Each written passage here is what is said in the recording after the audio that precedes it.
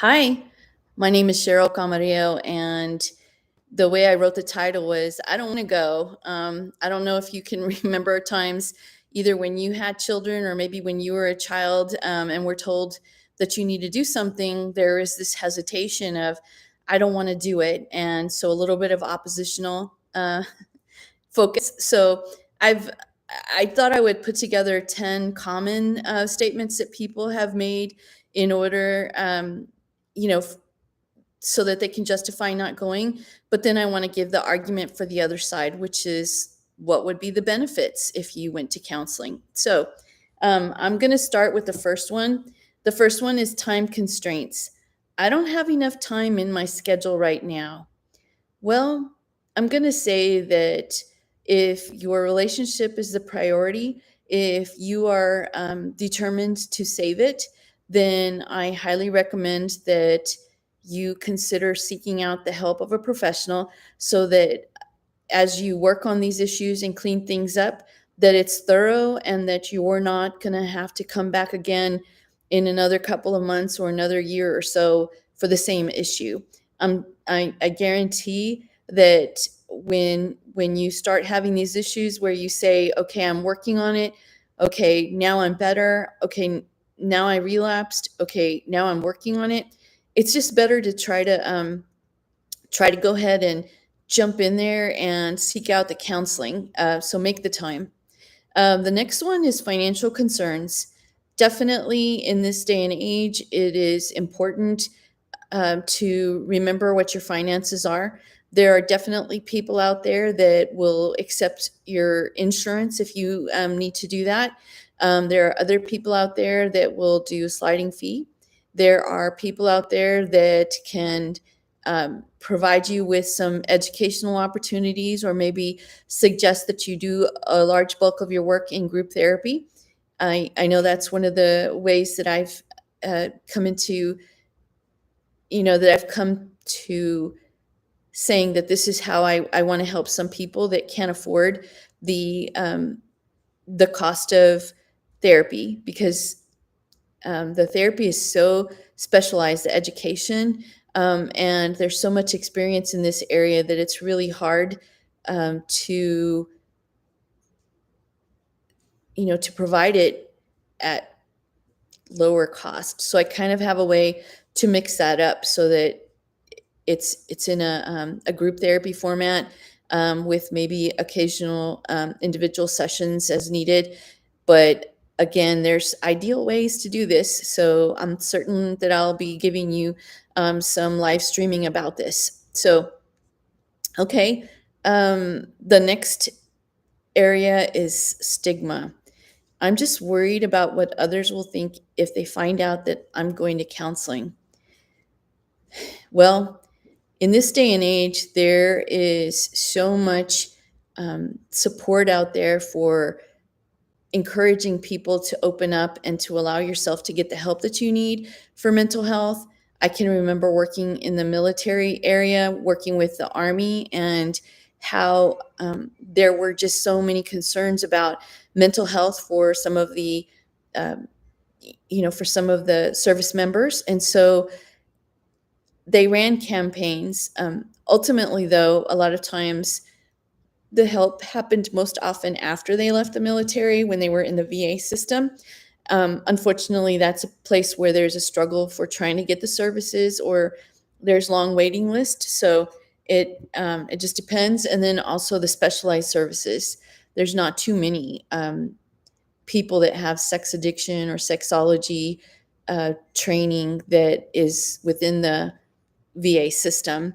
And if there are, I haven't seen anybody because I seem to get a stream. I live in a military town, so people come here to retire. And so I get calls and I try to help people out as much as I can. So, okay, so stigma, you know, get help. Don't wait until it's past the point that you can pull things back together and get the healing that you need. So the fourth one is doubt about effectiveness. Okay. If you feel like talking to your bestie or going and hanging out with the guys that, know what you're going through, you maybe have shared some of the struggles that you're having in your relationship, and that's all you need is other people to help you be accountable. I'm just going to say definitely get your friends involved as your support system.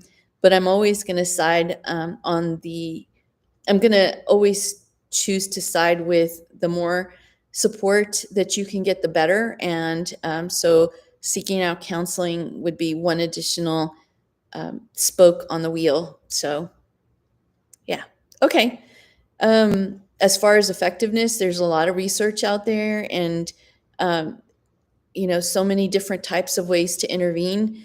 I'm going to tell you that with my trauma background, I have worked so hard to get training so that I can support the men and women that come in for care with me.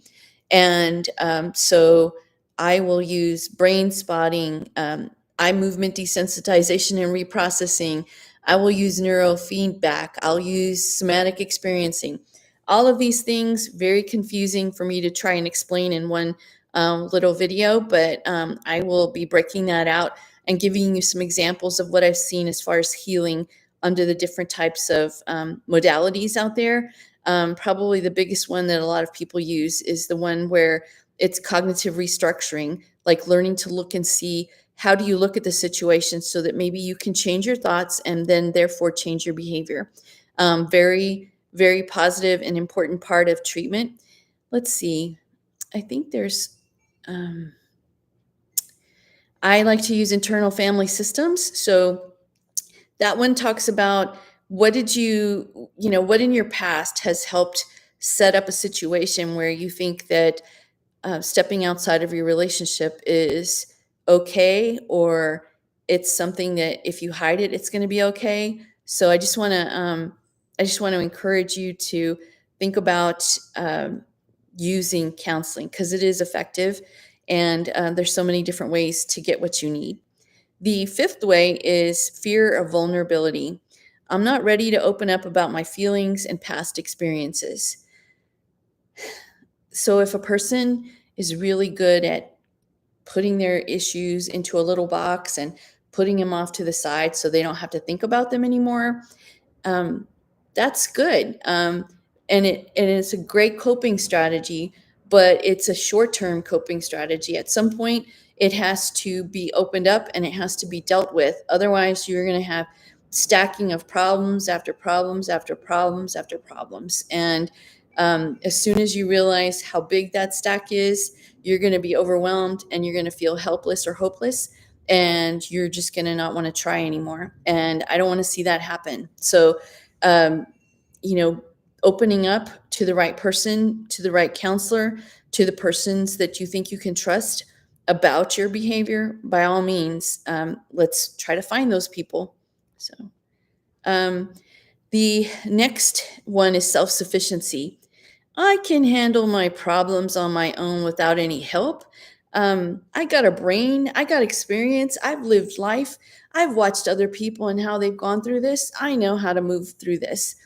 And I think that's great. And there are maybe 1 in 10 of the people that can go out there and actually get their situation sorted out and just take care of it on their own. It might be more like 1 in 20, but definitely, I can't say that it's not going to work, but I can say that why not get your chances increased? Play the odds a little bit, have better odds at saving the relationship. So another reason is past experiences. Maybe you have the statement, I had a bad experience in therapy before, so I'm really not ready to do this again. I think the phrase that I've heard that sticks in my head is, I've had my ASS handed to me in couple counseling, and I'm not willing to sign up for that. And I remember thinking, wow, it's uncomfortable for you to look at your behavior, and now your partner is needing this support and needs to start working on healing, but you're not willing to look at your own issues. So I just think it's important that you kind of let the past be the past as far as previous counseling experiences, and try to move forward so that you can find the right people that can give you the guidance. So, uncertainty about the process. I don't know what to expect in the therapy room. It just makes me anxious to think about going and talking to a stranger about sex. Hey, I get it, but I have to let you know this is my area of specialty. And so I have no problems talking about these issues. I have no problems helping people develop plans of action to help them move forward. Basically, you can just come in and vent out all the concerns and worries that you have, answer some questions as far as the assessment piece, and come up with a plan of action. Set yourself goals so that you can move your relationship forward and not be stuck. And overwhelming feelings. There's another one. I'm feeling too overwhelmed to even think about starting counseling.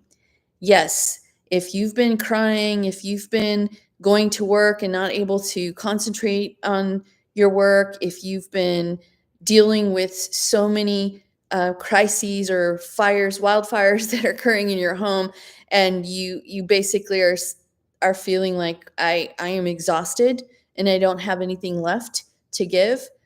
I want to say that by seeking out the extra support or additional types of therapies, groups, counseling, etc., coaching, by doing that, you can actually get a part of your brain back that allows you to just rely on maybe the professionals and begin learning some new tools that'll help you recharge.